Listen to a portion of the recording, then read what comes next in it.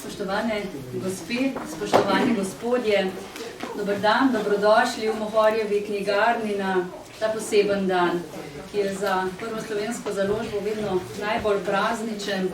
Predstavljamo redno zbirko za leto 2025, ki je pravkar izšla po 170-letni tradiciji kot paket knjig za vse generacije. Morda se tako približno 70 naslovih, ki jih letno izdamo pri Celjski Mohorjevi, teh 5 ne zdi vsaj količinsko nekaj posebnega, a v resnici je čas izida tradicionalne redne zbirke za nas praznik slovenske knjige, ki je z ustanovitvijo prve slovenske založbe prvič v zgodovini povezala vse Slovence na vseh etničnih ozemljih in imela pomembno povezovalno in narodno prebudno vlogo pri krepitvi slovenstva. Naj spomnim, da je Mohorjev koledar vse do druge svetovne vojne prinašal tudi imenik naročnikov po župnijah in vse do danes ostaja pomemben tudi zgodovinski vir za raziskovalce. Mohorjev koledar še vedno vestno beleži vse, kar se je pomembnega zgodilo v preteklem letu, torej od oktobra 23 do oktobra 24, tako v svetu kot doma, v družbi, kulturi in cerkvi, in tudi vsi drugi zapisi koledarju dajejo posebno težo ob izbranih obletnicah, spominih, aktualnih tematikah in razvoju narodove misli. Zato res hvala vsem avtorjem, ki s svojimi prispevki pomembno sooblikujete to publikacijo. Vsebine za Mohorjev koledar je zbrala in uredila Saška Ocvirk. Ovojni paket redne zbirke, Mohornik in Mohorjev koledar, Mohornik izide že sredi poletja, že nekaj let nosijo enako grafično podobo. Letos smo z njenimi barvami želeli opozoriti na reko Sočo in na Simona Gregorčiča, katerega 180-letnico rojstva smo letos obeležili. In odlično sodelovanje smo ob tem vzpostavili s Tolminskim muzejem, ki med drugim upravlja tudi z Gregorčičevo rojstno hišo na Vrstnem. Njihovo delo, njihove zbirke pa smo vse leto predstavljali tudi v reviji Zvon. In danes je z nami kustodinja in prejšnja direktorica muzeja, magistrica Damjana Fortunat Črnilogar.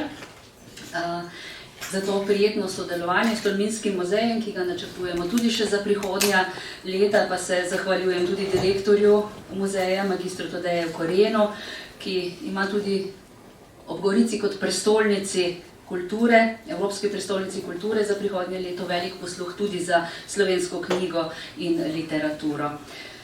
Skupaj s Tolminskim muzejem smo tako izdali tudi slikanico Goriški slavček, ki je del redne zbirke in v kateri sta življenje, delo, pomen duhovniškega dela in pesniškega opusa Simona Gregorčiča zajeli pisateljica magistrica Mojceja Bonte in ilustratorka magistrica Polona Kosec. Turkizno barvo Soče smo dopolnili z glinasto zlato barvo na naslovnici letošnjih slovenskih večernic, 174 po vrsti, to je Izgubljeni sin izpod peresa patra Branka Petauerja.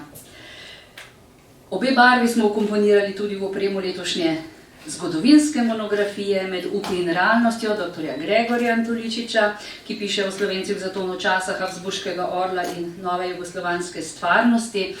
Zbirko pa dopolni knjiga o Sokratu, pisateljice Devre Leman, ki jo je prevedel Gašper Kvartič. In 24 stoletij kasneje nas spominja, da je za smiselno življenje treba iskati tisto, kar je dobro in kar je resnično. Pri tem pa je treba dobro razločevati, kaj je dobro in kaj je resnično oziroma kaj to ni. Za današnji čas več kot aktualno in potrebno torej. V škatlo redne zbirke vsako leto dodamo tudi Mohorjev knjižni katalog, ki prinaša kratko predstavitev vseh naslovov. Vabljeni seveda, da ga prelistete, da vam kakšen naslov ne uide, da ga ne spregledate. V zbirko vsako leto dodamo tudi anketne vprašalnike, na podlagi katerih potem ob vaših odgovorih, ki jih skozi leto dobimo, snujemo naslednje knjige, te vaše povratne informacije so nam vedno vodilo pri oblikovanju teh vsebin. Vsak vrnjeni vprašalnik pa tudi nagradimo s kuponom za popust pri nakupu Mohorjeve knjige. In še ena stvar je v zbirki članska izkaznica za Mohorjev knjižni klub, torej po tradiciji z nakupom redne zbirke postanete tudi člani Mohorjevega knjižnega kluba. Vkličete v knjigarno svojo člansko izkaznico, povežete s svojim imenom in vse leto lahko knjige kupujete s popustom. Tiste starejše od 6 mesecev, seveda, kot določa zakon. Vsi tisti, ki ste zbirko za leto 2025 naročili v prednaročilo, ste jo v teh dneh že dobili ali pa jo boste te dni še dobili po pošti ali pri svojih poverjenikih. In prav poverjeniki, večinoma duhovniki, so bili tisti, ki so že pred 170 leti slovensko knjigo in z njo slovensko omiko širili med bralci. To se je v zadnjih letih močno spremenilo, le redki so še tisti duhovniki, ki množično sprejemajo naročila in posredujejo redno zbirko, zato smo toliko bolj hvaležni tistim, ki po Slomškovi zamisli redno zbirko še vedno priporočajo in naročajo, kot tudi vsem tistim posameznikom, ki ob poplavi vseh knjižnih naslovov vendarle čutite, da s to veličastno tradicijo krščanskega slovenstva in naročate redno zbirko. Nekateri čisto na novo, nekateri že po stoletni ali več družinski tradiciji. V paketu je tudi že napoved za redno zbirko 2026. Ja, tudi to že pripravljamo in vemo, kaj bo išlo. V prednaročilo jo lahko do konca februarja naročite po ugodni ceni 60 evrov, prijeli jo boste pa takle čas, se pravi leto osorej. Zdaj vas pa z veseljem prepuščam našima urednicama, Saški Ocvirk in doktorici Meti Lenart Pergar. Magistrica Barbara Žnidaršič pa je te dni odsotna zaradi daljšega potovanja in pa seveda vsem našim gostom, avtorjem, ki bodo predstavili na kratko vsebino teh knjig iz redne zbirke 2025. Urednica pa bo za konec kakšno besedo rekla še o družinski pratiki, ki je tudi čisto naša, ne?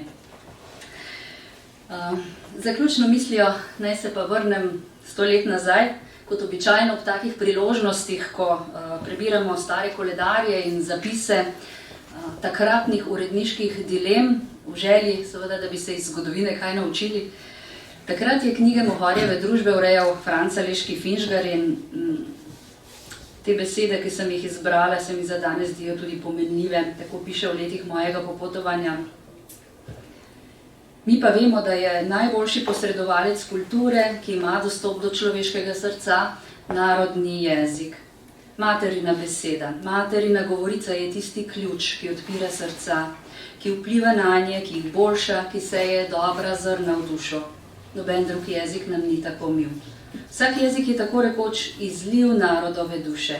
Ima svoje posebne prislovice, dotipe in šale, ima svojo pesem in svoj napev, ima svojo modrost in svojo norost, svoj stil in čisto svojsko moč za tvorbo besedi. Iz kultiviranega jezika zveni narodna zrelost.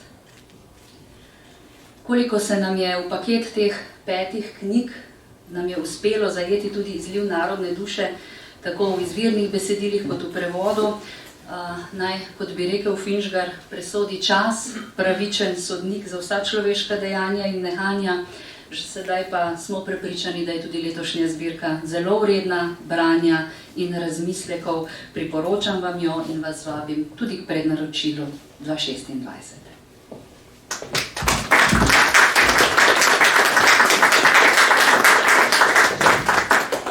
In kot prvo v redni zbirki 2024 oziroma 2025 predstavljamo večernico s častitljivo zaporedno številko 174.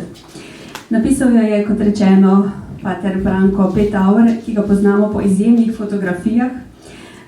Je pa tudi eden plodovitejših avtorjev, saj je večernica z naslovom Izgubljeni sin že njegova 19. knjiga.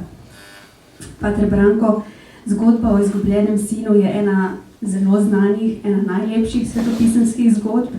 Navdihnila je umetnike skozi zgodovino na 100 in en, na 1000 in en način. Kaj je vas pripeljalo do tega, da ste šli s peresom, kot rečemo, na pot v malo mestece Nain, v Damask, v Jeruzalem in nazadnje v Aleksandrijo?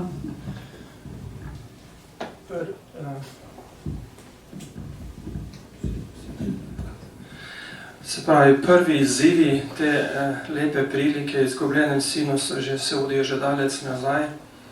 Ko sem jih začel pripravljati kot nagovore za duhovne vaje za sestre, za šolske sestre v Trebnjem. In takrat sem nekako odkril, da to ni samo to, kar prebereš, ampak da je tu veliko več vzadaj. In sem potem to priliko takrat razstavil na 7 ali 8 premišljevanj. Ampak ta prilika mi nekako zmeraj sedela v notranjosti in potem enkrat mi prišla misel, kaj pa če bi to priliko poskušal napisati v obliki romana. Tisto pač okost je treba ohraniti, potem vmes pa pač pustiš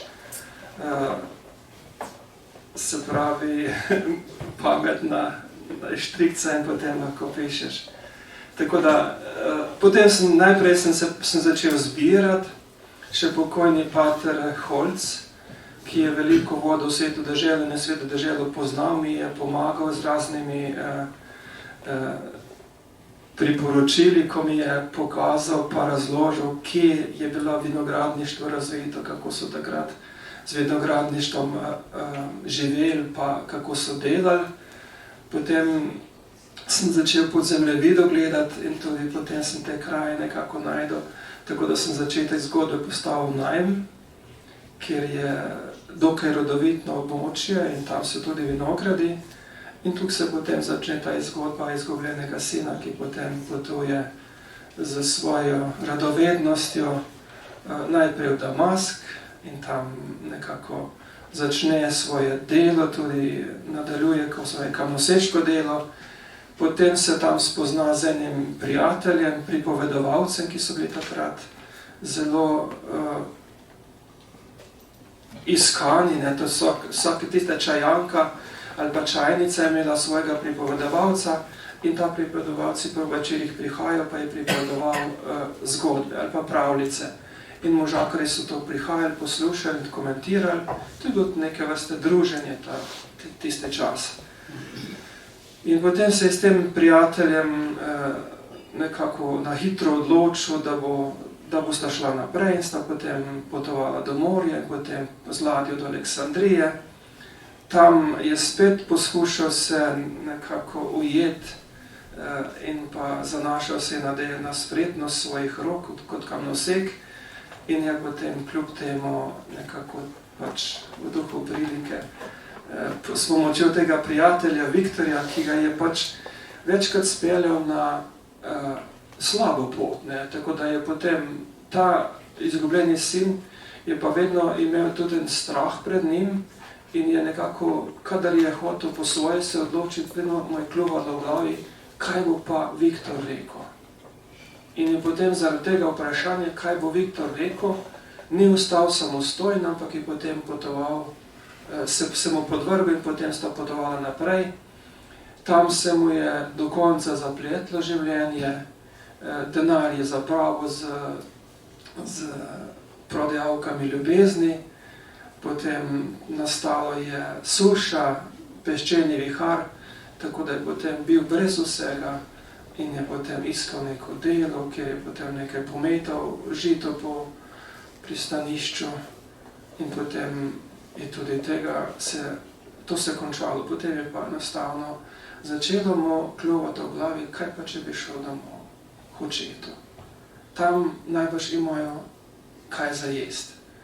In potem se je tako kot prilika pravi, najprej je začel ta njegov proces preobrnenja in pa počasi vračanja domov. Vmes je še služil kot svinjski pastir in vedno bolj nekako mu je postajala ta misel domača, da bo se vrnil domov in vedno bolj se bliža svoji domači rodni vasici Najm, ki jo potem na svojem potovanju doseže zvečer in z roba vasi ogleduje, kaj se dogaja v vasi, ni pa šel domov. Šele potem naslednje jutro, ko se je življenje zopet nekako normaliziralo, je šel proti domu in je opazil, da ga oče na vratih čaka. In tukaj potem spet ta klasičen prizor iz prilike. oče ga objame, ga sprejme, vse mu odpusti. On je nekako na tej svoji poti domov predvideval, da je Bog odpušča. Ampak še nekako zmeraj se mu je zdelo, da je bila njegova krivda prevelika, da bi ga oče vzel nazaj za svojega sina. Zato je bil čisto zadovoljen, če bi ga vzel za delavca. Oče je to njegovo hotenje ali pa mišljenje nadgradil s tem, da ga je vzel za sina, mu priredil gostijo in potem seveda drugi sin, ki se je vračal domov, je bil na to jezen in nekako potem nadaljujem, tako da se potem te stvari nekako uredijo. Izgubljeni sin si potem na majčkano hiško uredi za domek in pa zopet naveže prijateljstvo oziroma drugo prodajalko ljubezni iz Damaska, kjer je ta čas, ko je bil odsotni, se rodil njegov sin Jonatan. In potem se pač konča s tem, da pričakuje, da se njegova ta partnerica vrne domov k njemu in sin, da je bosta potem zaživela urejeno življenje. Zgodba je, kot smo rekli, predvidljiva, vendar nas potegne tako, da je neodložljiva. Rekli ste na začetku, da ste jo uporabili že za duhovne vaje, ampak pod črto za konec, čisto na kratko, kaj želite, da ta knjiga danes sodobnemu bralcu da? Ker mi se srečamo s kamnoseki v tistih časih, ko so kamnite bloke malo drugače prevažali po svetu kot danes. Kdaj smo mi Zaheji, kdaj smo, kako se obnašamo kot Jošuje in kaj so naši viktorji, oziroma kdo so naši viktorji? Ja, Zaheji smo pravzaprav vsi. Vsi smo na neke vrste izgubljeni sinovi, izgubljene hčere, ki vsaj tu pa tam v življenju gremo na neko pot, ki ni dobra, ki je mogoče rečemo lahko stran pot. Na teh stran poteh nam mnogokrat pomagajo ti nekakšni viktorji, tako kot sem pač to osebo v romanu poimenoval, ki nam pomagajo, da zabredemo. Ali pa pokažemo, da smo premalo samostojni, da bi se upirali tem, ki ti pomagajo, da zabredeš. Včasih smo sposobni temu kljubovati, včasih pa nismo sposobni, zato potem pač pelje na druga pota. Seveda, ob vsem tem, kar pa se nam dogaja, pa računamo na očetovo ljubezen. Da je tako kot oče Jošua, ki ni gledal na to, kaj je vse ta zgubljeni sin, ta njegov Zahej, kaj vse je zapravil, kaj vse je doživel, ampak je vzel kot svojega sina, kot del samega sebe in kot oče sina ne more nikoli zatajiti, tako potem tudi ne more nikoli pozabiti tega sina in ga ima tudi takrat rad, ko je v največjih težavah ali pa ko je najbolj na dnu svojega življenja. In tako kot je že Jezus vedel, dobra zgodba se človeka dotakne veliko bolj kot 1000 moralnih nasvetov in zapovedi. Hvala lepa. Zdaj pa besedo predajam kolegici, doktorici Meti Lenart-Perger, ki vas bo popeljala še čez ostale knjige.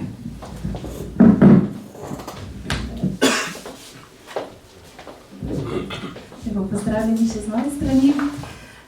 Kot rečeno, je letos v redni zbirki išla tudi čisto posebna biografija antičnega filozofa Sokrata, avtorice Debre Lehmann, z mikavnim podnaslovom Življenje, ki ga je vredno živeti.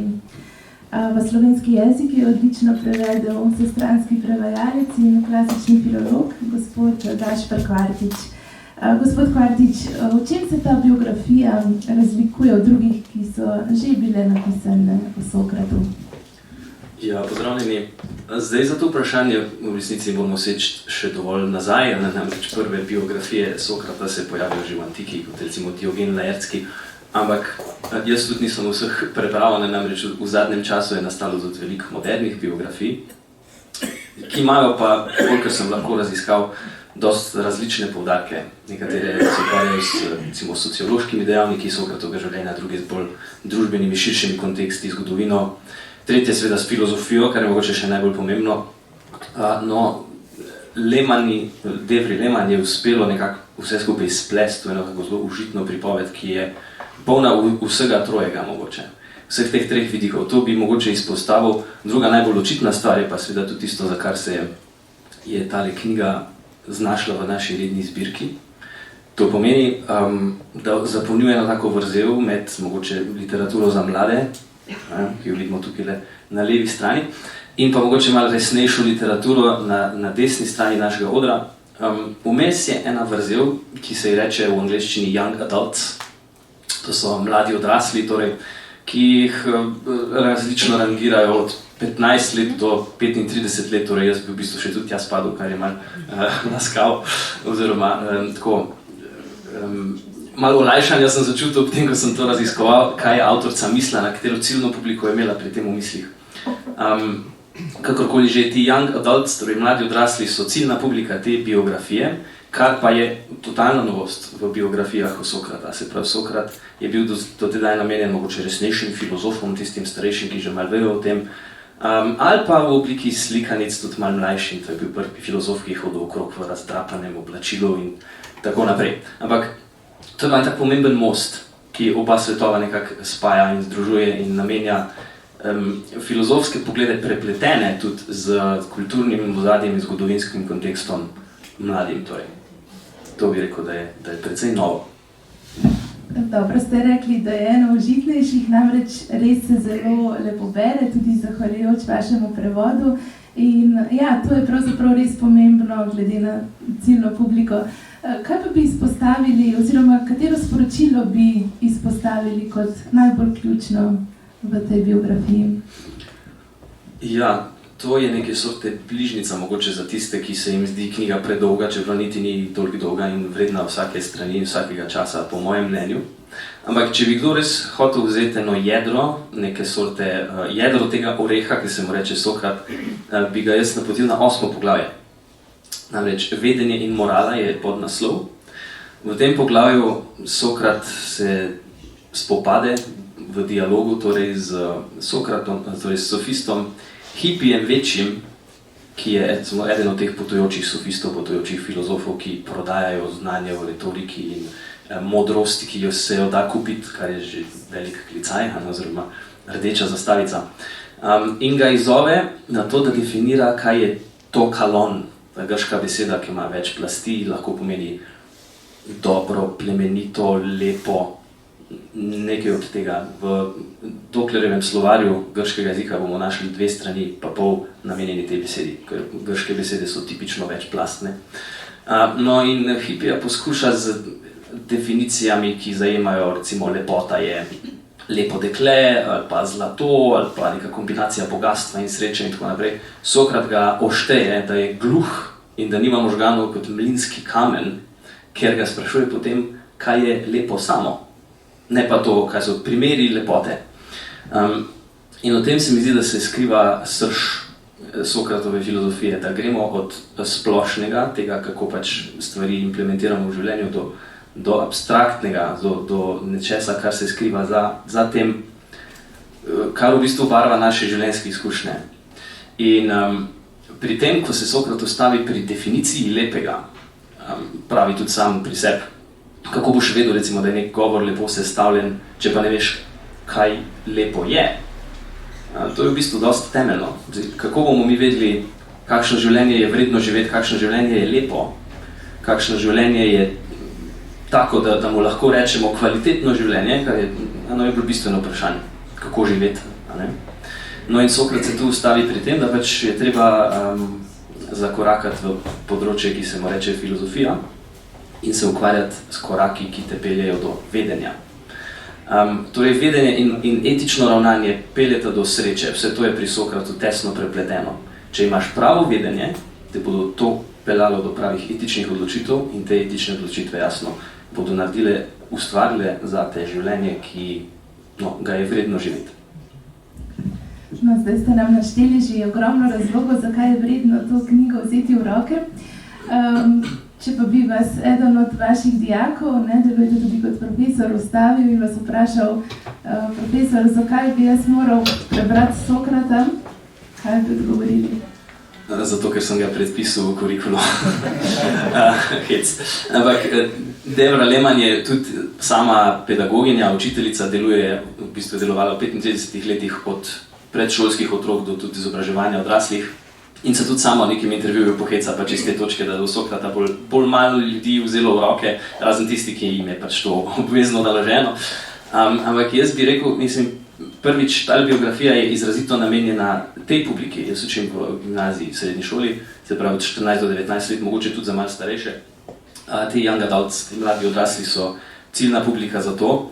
Sicer pa je v bistvu vprašanje oziroma odgovor na vprašanje je bolj temeljen, zakaj bi sploh, to je nekaj, s čimer se vsak dan praktično srečujem, ko se pogovarjam tako, ki me vpraša, zakaj sem študiral klasične jezike in ostale stvari. No, Sokrat je en od odgovorov, ki je v bistvu najbolj temeljne stvari znal pretresti, znal predstaviti ljudem oziroma jih približati in tudi prevpraševati ljudi, ali živijo prav, ali živijo na ta način, da jih bo to pelalo do najbolj etičnega, najbolj srečujočega življenja.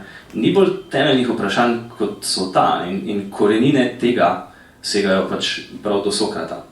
Tukaj imamo v Grčiji en tak zanimiv dialog med mitičnim pogledom na svet, med razmišljanjem tem, kako naj bi svet nastal po gibanju nekih prasnovi in tako naprej. No in temu se nasproti postavijo prvi filozofi, pred Sokratom že pred Sokratiki, in postavijo racionalni razmislek kot ta, ki nas bi naj peljal do principov življenja, do principov etičnega življenja.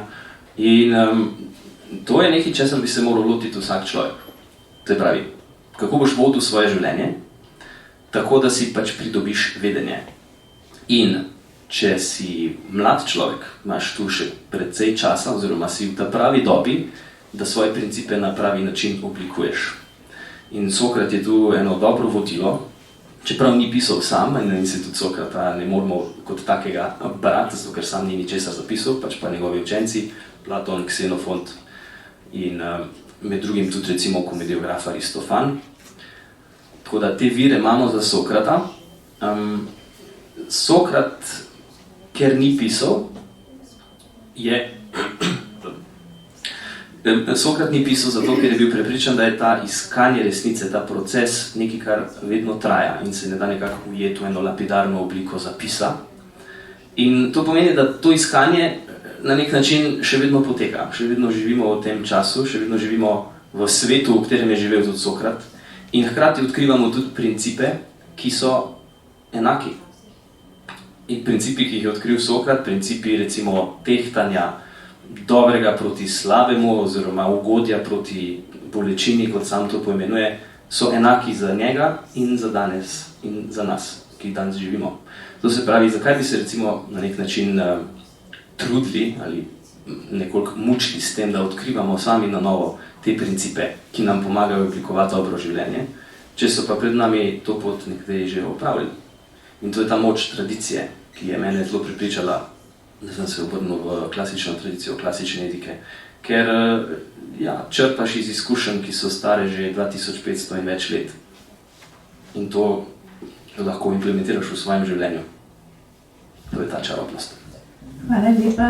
Torej, jaz upam, da vas bo čim več dijakov ostavilo in vas to vprašalo, ker ste tako lepo povedali, da je kot nek recept za življenje tako v mladih letih. Še malo ostajamo pri zgodovini. Človek težko zares pozna sebe in svoje korenine, če ne pozna zgodovinskega ozadja, okolja, v katerem živi. In v prav to smer gre raziskovanje doktorja Gregorja Antoličiča, ki se pri svojem znanstvenem delu posveča enemu ključnih obdobij slovenske zgodovine. To je doba nove jugoslovanske stvarnosti, ki je sledila koncu Habsburške monarhije. In prav temu obdobju narodne zgodovine je posvečena znanstvena monografija z naslovom Med upi in realnostjo, Slovenci v času zatona Habsburškega orla in nove jugoslovanske stvarnosti. Doktor Antoličič, v kakšnem smislu je ta doba pomembna za slovenski narod? Na kakšen način se je oblikovala? Hvala lepa. Naj na začetku povem, pomembna je, če že ne zaradi drugega, ker je v tem času nastala založba, pri kateri je ta knjiga išla in je zaradi tega, bom rekel, mogoče za zgodovinarja še posebej velika čast, da je lahko, pa da sem lahko knjigo izdal v tej zbirki. In jaz sem prepričan, ravnateljica je omenila Finžgarja in ne vem koga, ki je 100 let nazaj. Jaz sem prepričan, da tudi čez 100 let bodo tukaj drugi o vas tako govorili, kot vi danes o Finžgarju, kajti z svojim delom res dokazujete, kje so temelji slovenstva in na kakšni tradiciji. In besedo tradicija smo danes že slišali, je treba graditi. Zdaj pa, ker sem si pripravil tako dobre misli, sem pozabil, kaj ste me vprašali, ne se hecam se. Zagotovo je bilo to obdobje izjemno pomembno in če se vrnem k temu, kar sem prej rekel, tradiciji, včasih imamo občutek, da tudi v času, v katerem mi živimo, ali pa dobrih 30 let nazaj, ko je nastajala samostojna država, da je bil narejen nek rez za neko prejšnjo državno tvorbo in je šlo vse od točke nič naprej.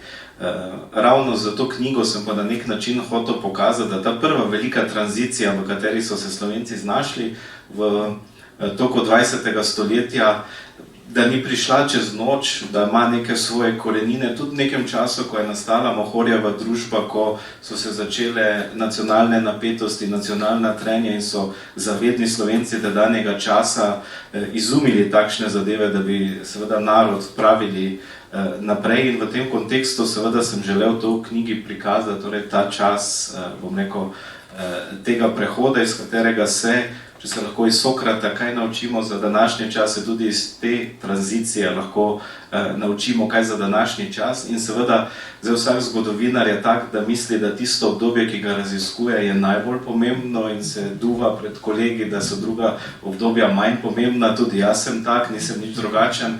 Ampak če si pogledamo 20. stoletje, je seveda v obdobju po letu 1945 bila druga svetovna vojna veliko bolj prezentna, tudi logično glede na sistem, kateri se je ustvaril. Ampak če pogledamo te reze, ki so se dogajali v 20. stoletju, je bil rez leta 1918 veliko bolj temelj kot rez leta 1945, kajti po letu 1918 Slovenci izstopimo iz državne tvorbe, ki je bila usmerjena, bomo rekli, bolj proti centru Evrope, stoletna domovina Slovencev, kot se velikokrat pojavi izraz za Habsburško monarhijo. Po letu 1945 je državni okvir ostal enak, samo politični sistem se menja. In torej ta čas, bom rekel, tega prvega velikega reza, ki Slovence pošle na neko jugoslovansko pot, je izjemno pomemben, izjemno slikovit in seveda na nek način se da potegniti veliko sporednic tudi za tistim časom osamosvajanja in mogoče za tiste, ki jih zgodovina zanima, torej da lahko spoznajo, kako so naši predniki doživljali neko turbulentno fazo ob izdihljaji Habsburške monarhije. No, to obdobje ste strokovno res natančno prečesali, tako v tej knjigi, kaj šele pri vašem raziskovalnem delu. Katero pa je tisto odkritje, ki se vam zdi ključno, oziroma ključno odkritje, do katerega ste prišli na tej poti raziskovanja? Mogoče je to, kar sem že omenil, to neko razumevanje tradicije, kajti, tako kot sem rekel, nobena država ne nastane čez noč, morda tisti trenutek razglasitve je nek hipni trenutek, ampak procesi so, ki so pred to točko in seveda, ki so za to točko. In zato se mi zdi morda to neko dojemanje, da Habsburška monarhija ni ječa narodov, tako kot se je veliko časa govorilo, in da Jugoslavija je bila v letu 1918 neka edina realno politična možnost za Slovence, ni pa se tudi izkazala kot neka obljubljena država, ampak tudi tu lahko potegnemo paralelo z današnjim časom. Jaz sem sicer malo mlajši, tako kot kolega bi bila v Young Adults, kaj so že ta rubrika, ampak velikokrat smo slišali, da bo Slovenija mala Švica, pa ne vem kaj vse, pa se tudi ti upi niso čisto prelevili v neko realnost. Ne? In to je, bom rekel, vsakem zgodovinskem obdobju tako. No? In zaradi tega, da je to mogoče to spoznanje, da je dobro poznavati svojo zgodovino, da bolje razumemo tudi naše današnje življenje in to, kar nas je Slovence oblikovalo, in jaz si velikokrat bolj rad sposodim to, kar mi je rekla moja zobozdravnica, ki je iz Srbije, da smo Slovenci veliko bolj podobni Avstrijcem kot njim Srbom. Ne? In to je seveda v šali rekla, ampak na nek način pa odraz tega okvirja 100-letne države, v kateri smo živeli, in da vseeno so pa nas neke tradicije, ki se nam danes zdijo samoumevne, mogoče da smo bolj točni kot kdo drugi, ampak vse to je del tega razumevanja in mogoče delček tega razumevanja ali pa delček k temu razumevanju lahko pripomore tudi moja knjiga. No, zdaj ste našteli že kar nekaj tehtnih razlogov, zakaj jo vsekakor velja vzeti v roke. Koga pa ste imeli v mislih, ko ste opisali, komu je v prvi vrsti namenjena? Nisem dal dobeno rubriko starostno, ne, ali levo ali desno, na sredini, kakorkoli. Jaz mislim, da je namenjena vsakomur, ki ga zgodovina zanima, seveda specifično zanima ta čas, bom rekel, druge polovice 19. stoletja in prvih 20 let 20. stoletja, pri čemer pa seveda v uvodu tudi samo kritično povem, tudi če si pogledate knjigo o tej temi, bi lahko knjige imele 1000 strani, pa ne bi bilo vsega napisanega, tako da sem se jaz trudil, po mojem mnenju, tiste ključne trenutke tega obdobja strniti in torej tistemu, ki ga to zanima, dati možnost ven širši pogled, seveda, če pa v njem zbudi to zanimanje za bolj poglobljeno, pa tudi na podlagi vse literature, ki sem jo uporabil in ki je navedena, lahko vsak še najde, bom rekel, kakšnega boljšega avtorja od mene, ki je še bolj podrobno katero stvar opisal. Hvala lepa za odgovor in za temeljno delo, ki je pred nami. Letos obeležujemo 180. obletnico rojstva enega najpomembnejših in najbolj priljubljenih slovenskih pesnikov Simona Gregorčiča. Temu izjemnemu Slovencu smo se želeli pokloniti tudi slikanico, tole pred nami je in nosi naslov Goriški slavček. Na ta način smo želeli pesnika približati tudi otrokom. Na nežen in subtilen način je to uspelo avtorici, gospe Mojcej Bonde in ilustratorki magistrici Poloni Kosec. Ob tem pa bi se zahvalila še magistrici Damjani Fortunat Černilogar iz Tolminskega muzeja, ki je slikanico tudi strokovno prečesala. Gospa Mojceja, na kakšen način ste se lotili raziskovanja življenja tega slavnega pesnika in katerim vidikom njegovega življenja ste želeli dati poudarek?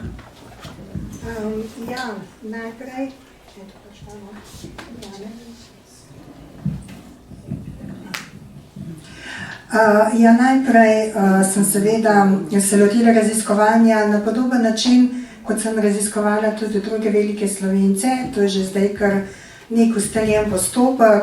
Najprej kritično branje, to, kar že vemo, recimo o Gregorčiču, potem seveda obisk njegovega rojstnega kraja, rojstne hiše, pogovor z domačini in pa seveda tudi spoznavalci njegovega življenja. Potem sem si sproti zapisovala tudi vprašanja, na katera še moram dobiti odgovore, ali pa če sem v dvomih, ali da literatura ni podala natančnih podatkov, in pa seveda veliko prebiranja njegovih pesmi. In prav zaradi tega prebiranja njegovih pesmi sem se potem tudi odločila, da bom v samo zgodbo umestila posamezne kitice teh pesmi in jih poskušala vpeljati v samo zgodbo. Jaz upam, da mi je to uspelo. Sem si pa naložila dodatno delo, namreč potrebno je bilo natančno raziskati časovnico dogodkov v Gregorčičevem življenju, časovno umestiti tudi same pesmi in potem sestaviti neko strukturo. In ko je razum opravil svoje delo, ga je predal domišljiji. Rezultat pa seveda je tale slikanica, ki jo še zdaj ves čas držim v rokah. Seveda je namenjena najmlajšim bralcem, v prvi vrsti, v drugi vrsti malo starejšim, pa seveda tudi tistim mladim po srcu. In če sta se že kolega pohvalila, kam spadata, Tudi jaz spadam med te mlade, po srcu sicer, ampak kljub temu, tako da upam, da je slikanica namenjena tistim pravim. Ja, to vam je vsekakor krasno uspelo. Pohvalili bi vsekakor izbiro pesmi, ki ste jih izbrali. Morda še besede o tem, so to pesmi, ki so vas najbolj nagovorile ali ste se kako drugače odločili prav za te kitice? Ja, zdaj, če bi kdo videl, kako sem jaz prebirala te pesmi, najbrž bi imel kakšne pomisleke, ampak dejansko sem prebrala cele poezije z različnimi, seveda, temi interpretacijami in sem se poskušala vživeti v tiste razpoloženja, ki jih je imel takrat Gregorčič. Ne vem, koliko mi je to uspelo, ampak potem sem zbrala tiste pesmi oziroma tiste kitice, za katere se mi je zdelo, da bodo pri učencih oziroma pri otrocih sprejemljivi oziroma da jih bodo razumeli. Tako da sem seveda začela s temi veselimi. Vemo, da je Gregorčič pisal bolj otožne, take izpovedne, ljubezenske pesmi, ki so bile bolj kot ne, žalostne, ampak je bilo tudi nekaj veselih. In na te vesele sem želela pač napeljati zgodbo, saj na začetku, zato da pač bi otroci nadaljevali z branjem, ne da bi pač brali nekaj, česar ne razumejo. Ja, tako sem jih izbirala. Torej, poleg pisateljevanja se ukvarjate tudi s pedagoškim delom in tako iz prve roke vidite, kaj otroke navdušuje. Kako pa mislite, da Gregorčič lahko otroke še danes nagovarja? Ja, Gregorčič definitivno lahko nagovarja otroke. Jaz lahko povem, ko sem sama prebirala pesmi, sem bila seveda navdušena. Priznam, da ne nad vsemi, ampak večinoma pa. In to navdušenje sem želela predstaviti oziroma vpeljati tudi moje učence, najprej tiste starejše, drugo in trikrat triada. In ko sem jim rekla, da bomo zdaj nekaj časa brali Gregorčičeve pesmi, je bil njihov odziv približno tak, a nam boš res spet težila. In zato sem hitro dodala, da bomo potem priredili eno tako mini tekmovanje v interpretaciji razpoloženj, v katerih oni mislijo, da so bile pesmi napisane, sama sem pa pesmi izbrala vnaprej. In moram povedati, da je bilo kar nekaj smeha, je bilo pa tudi kar precej takih zelo globoko občutenih deklamacij, nad katerimi pa nisem bila samo jaz navdušena, ampak tudi oni sami. Tako da smo v bistvu kar nekaj lepih uric preživeli skupaj ob Gregorčiču, pri mlajših učencih, ki jim je ta slikanica v prvi vrsti namenjena, pa seveda posebne motivacije ni bila potrebna, namreč začeli smo kar s pesmico Veseli pastir, smo se jo naučili in potem je vse steklo kar samo od sebe. In ko poveš še, da je Šiman živel na kmetiji, da je imel rad živali, da je bil pastir, da je bil rad v naravi, v bistvu s tem na široko odpreš ta identifikacijska vrata, skozi katero otroci zlahka potem tudi vstopijo. In jaz sem jim želela v bistvu s temi pesmimi, ki so vključeni v zgodbo, dati možnost, da tudi sami začutijo, pa če tudi na podzavestni ravni, to veličino njegovega dela. Hvala lepa tudi za te ideje, kako Gregorčiča približati mladim. Nedavno smo se z vami razveselili novice, da so vaše slikanice največkrat izposojene knjige v slovenskih knjižnicah in prepričana sem, da k temu pripomore tudi ilustracija, čudovite ilustracije Polone Kosec, krasijo slikanico pred nami. Gospa Polona, nam poveste še vi malo o pripravah na to slikanico, kako pa ste se vi lotili raziskovanja? Najprej seveda sem prebrala to čudovito besedilo, ki ga je napisala Mojceja, potem pa s prebiranjem življenjepisa, poglabljanja znanja, tudi obisk rojstne hiše, ampak bistvo je pa res to, kar je Mojceja napisala, upletla noter te pesmice, kitice, tako da mislim, da je to čisto dovolj še zraven dodatnega navdiha bilo. No, zadnjič na enem dogodku se mi je zdelo zanimivo vprašanje, ki smo ga postavili, kako ste si ga zamislili kot otroka, ker začne se le tako kronološko, njegovo življenje. Ste se čisto potopili v ta svet tiste dobe, malo raziskali običaje, morda še besede o tem? Seveda sem oblačila raziskala, kakšne so bile v tistem času, pa nekako sem slikanico razdelila stilsko.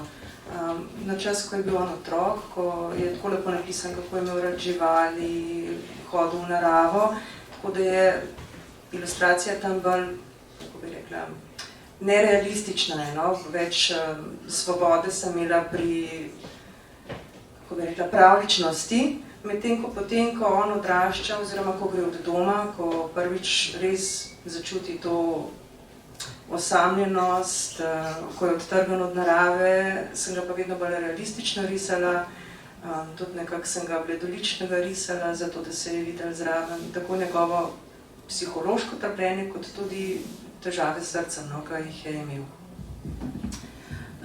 Ko smo prvič tu na založbi si ogledali te ilustracije, smo bili popolnoma navdušeni, tudi nad simboliko, ki ste jo vpletli.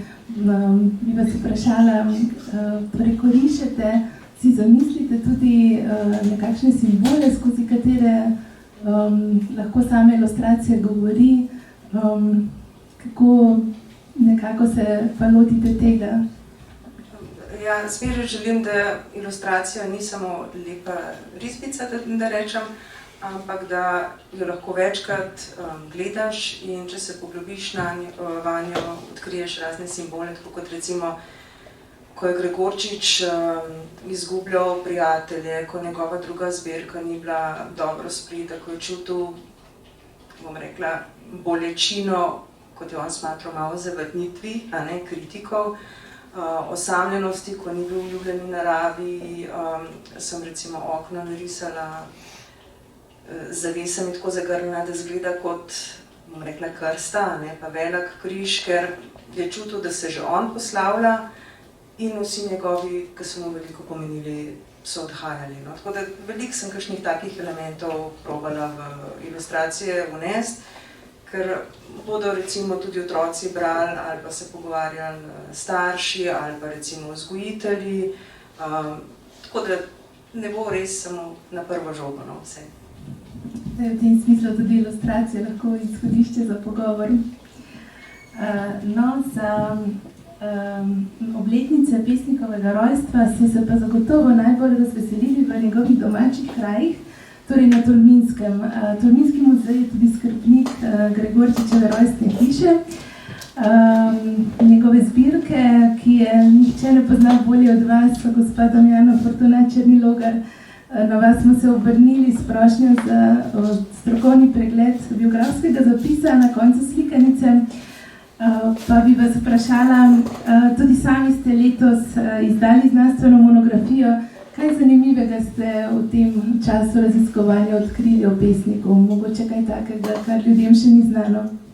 Najprej en lep pozdrav iz planinskega raja, kot ga je Gregorčič sam poimenoval. Moram reči, da te dni so res krasni v našem koncu, zlasti v naših hribih, v katere je tudi Gregorčič sigurno rad zahajal.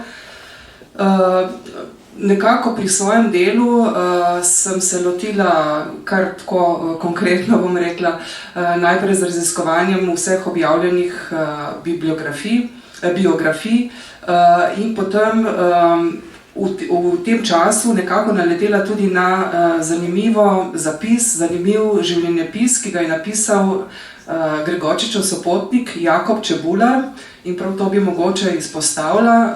Namreč že med branjem literature sem na tega Jakoba Čebularja naletela in tudi na informacijo, da je Gregorčiču ta zapis ugajal, da mu je bil všeč. Iz literature vemo tudi to, da Gregorčič nekako ni želel, da se o njem piše po eni strani, ker je menil, da bo čas za to že po njegovi smrti, ne, da je sedaj bolje, da bere njegove pesmi.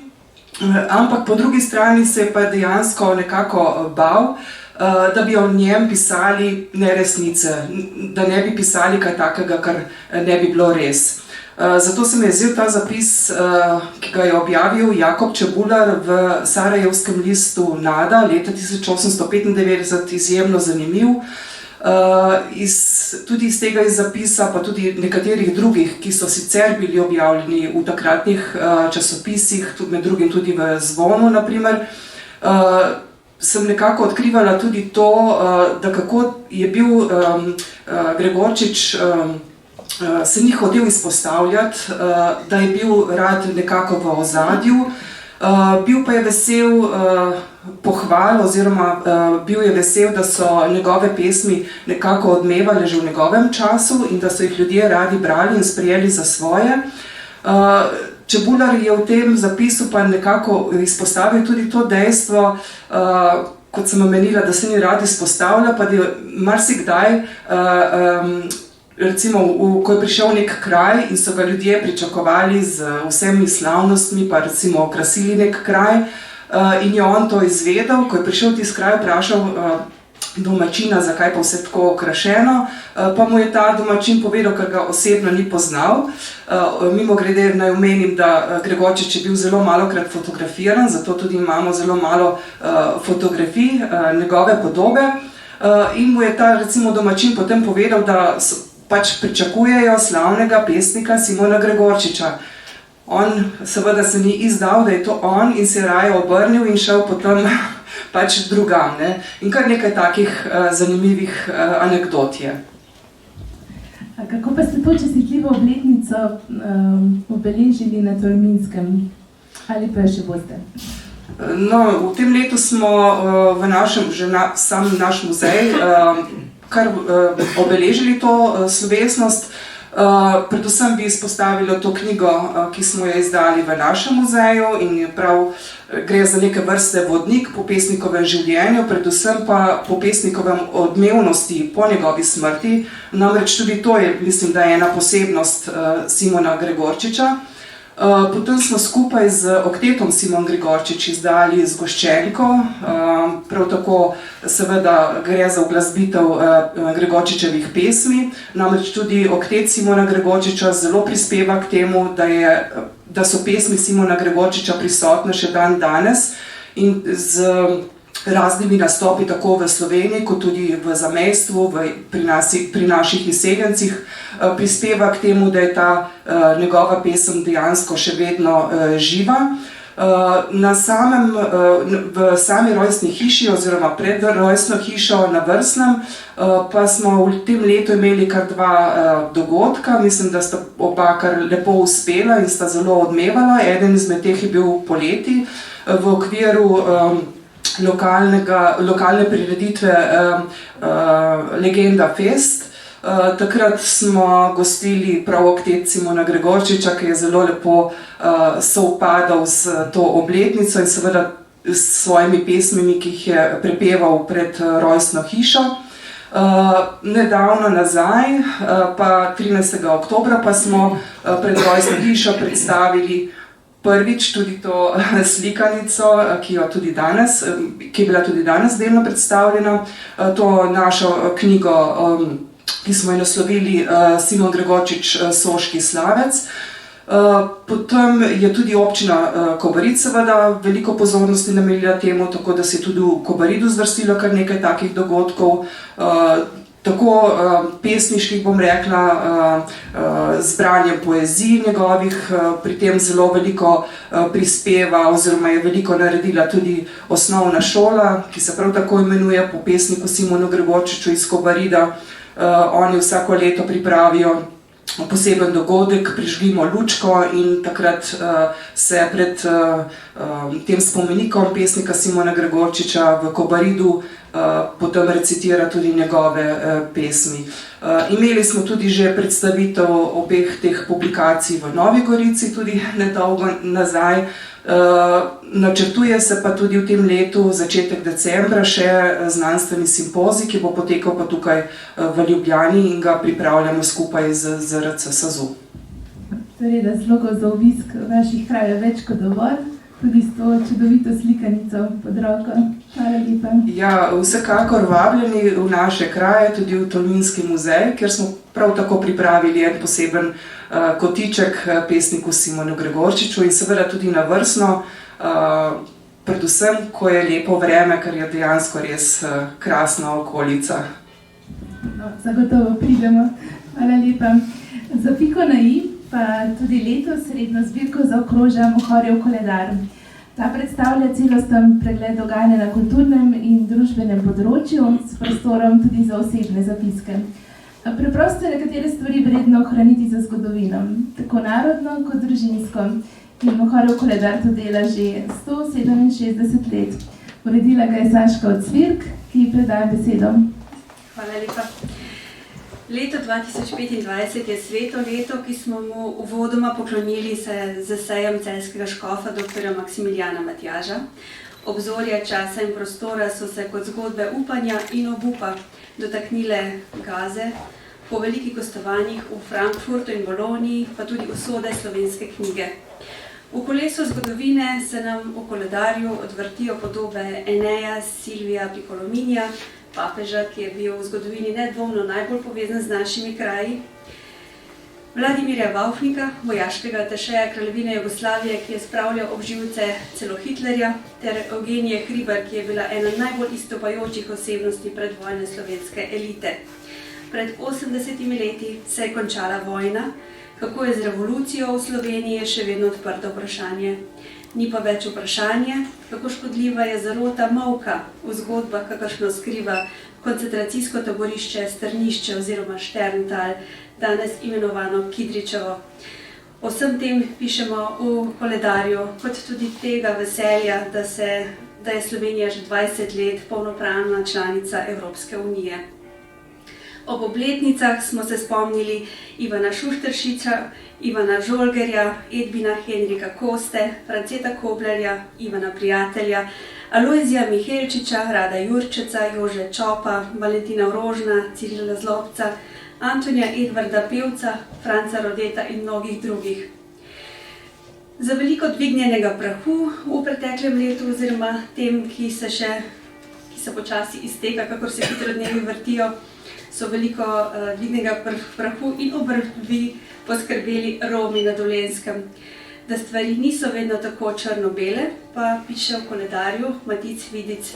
In ga zdaj vabim k besedi, da mogoče z nami podeli, kaj je tisto, kar je vredno ponesti v prihodnost. Lepo pozdravljeni. Romi so za nas Dolenjce že ena taka dolgoletna zgodba, s kateri sobivamo skupaj. Dolgo časa sovraštvom, vendar ni potrebno, da je tako. Vse tem, ko smo poslušali lepo predstavitev od Sokrata, pa vsem tem izgubljeni sin, so Romi vedno tista tema, točka, kjer se predstavljamo mi, kdo pa smo mi ob njih. Tako da je bilo ravno to povabilo tudi zame izziv moje zgodbe, katere naslov je Od stisnjene pesti pa do poslanstva, ravno to moja pot, kako sem mogel od tega sovraštva prišel do ljubezni, od soseda do terapeuta in diakone, to je bilo vse pot z njimi. Tako da ni vedno vse črno-belo, mi smo vedno tisti, ki smo povabljeni, da se odzovemo tako kot Jezus, do gobavcev, tudi mi, do vseh tistih, ki so na samem robu.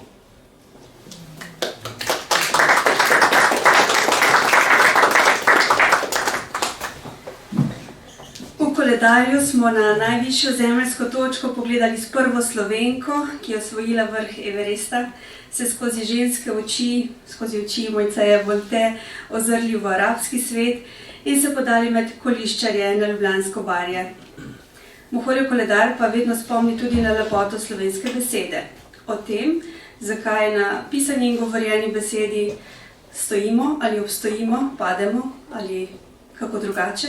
Pa zdaj vabim besedi doktorja Zdravka Zupančiča iz Šole retorike, ki je prav tako prispeval izvrsten članek za letošnji koledar. Izvolite.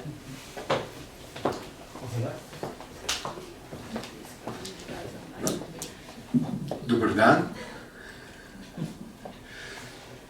Včasih ljudi prisiliš, da odzdravijo tako, da rečeš dober dan, potem pa počakaš in začutijo, da se mora nekaj zgoditi. In potem kakšni se normalno kimajo, kakšni celo odzdravijo, kakšni pa nič ne rečejo. Vse sem vedel, ja, kadalc, da držijo jezika za zubmi. Tako da jaz sem spisal ta prispevek za koledar skupaj z Aleksandro, ki danes ni tukaj, tako da tega ne moram zatajiti. Za najo pravijo, da sem jaz nebo, ona pa zemlja in brez tega članka verjetno ne bi bilo. Pisanje je čudovita stvar. Včasih so govorili, da zapisana beseda ostane. Dan današnji glede na tehnologijo, snemalno videotehnologijo, pa se seveda vzpostavlja podobno kot semenska banka rastlin, se vzpostavlja tudi ogromna banka govorjene besede, ki ima po moji presoji edino hibo, da je izjemno neselektivna. Leonard Cohen je zapisal verze Velik grešnik, ki se je nenehno dajal odpustke svojo glasbo in poezijo. Je zapisal: Gospod, te verze pišem, oziroma to pesem, ne vem natančno, pišem zate, ki imaš vse na tem svetu, razen te pesmi. In ta čudovita misel je dan današnji tudi na nek način sodobna, zato ker se vse, kar je bilo napisanega in je dostopno v ogromnih količinah, steka v neizmerno žrelo umetne inteligence, ki vse, kar je bilo zapisano, golta z neznansko hitrostjo, in mislim, da bo vsak čas prišlo do tega, da bo samo še sproti teklo noter. In zato je prihodnost izjemno zanimiva. Izjemno zanimiva, tako govorjene besede, kot pisane besede. Jaz pišem knjige in se pridružujem misli, ki mi je prej prišla, da sem patološko zaljubljen v knjige, ki jih napišem, ker sem to po duši, ampak po poklicu sem pa učitelj govorjenja in nastopanja. Sofist, sicer nisem računal, Gorgij je računal 100 min na tečaj in 100 min je krat 100 draham in to so bile strašanske vsote. So nosili, v talentih srebra so nosili šolnino v tistem času mojstrom, tako da jaz sem se definitivno rodil v napačnem času. Ampak govorjena beseda je seveda dan današnji na mnogih preizkušnjah. Tudi človeka najprej vidiš, še nič ne veš o njem. Ker naenkrat se začnejo sprožati neki spominski, ta je tak pa tak, sem jaz srečal v svojem življenju ljudi, ki so bili taki pa taki, kakšni pa so bili ti ljudje, in se potem nek napačni prvi vtis začne pojavljati.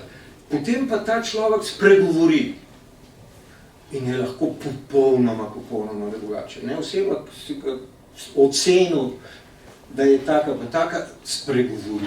In takrat se ponavadi stvari izjemno spremenijo. Tako da včasih, po moje, so izzivi in problemi prihodnosti v tem, da sploh ne bomo mogli natančno vedeti, a je ta oseba, ki to govori, res ta oseba, ali je mogoče nek izjemno izpopolnjen govorni bod, a je ta oseba avtor tega, kar govori, ali pa to nekdo, no se to se je začelo z logografi in politik, ki pravi, da sam piše svoje govore. Jaz ga še nisem srečal. Tako da, ampak, a je ta, ki to govori, res on ali pa ona? Ne? To mislim, da je dilema prihodnosti. Ne? Ta globoki ponaredki, ta deepfake je v vzponu. In da ne bi zašel zdaj v kakšne magične teorije zarote, bi zaključil z tem, da če nekdo reče, kar sem jaz hotel reči na začetku, pa k sreči nisem, da bom kratek, bojte se tistega, ki pravi, da bo kratek.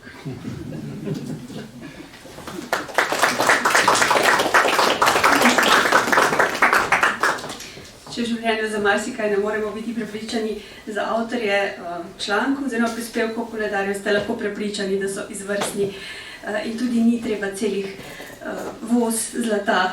Za drobiž se dobijo zelo, zelo krasne informacije in stvari, ki se jih je vredno zapomniti in obdržati.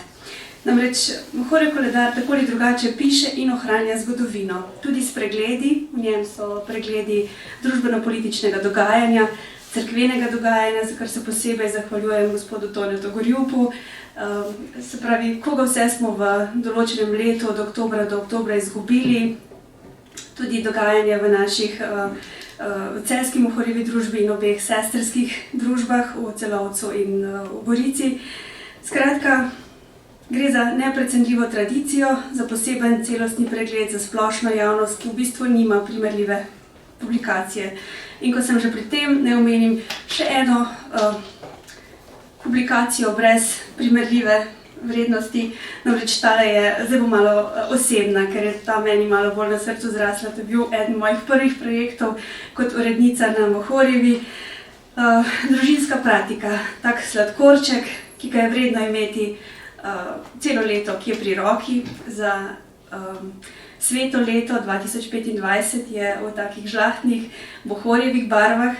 Na njem je prizor iz cerkve svetega Jožefa v Celju, ne slučajno, namreč prihodnje leto obeležujejo lazaristi 400 let obstoja in še celo vrsto takih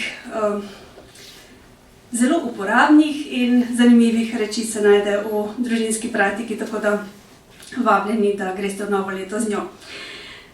Za konec, hvala vsem, da nas spremljate, podpirate, da skupaj z nami ustvarjate čudovito dediščino celjske Mohorjeve družbe, da jo bomo tako, kot smo jo prejeli, lahko predali tudi naprej.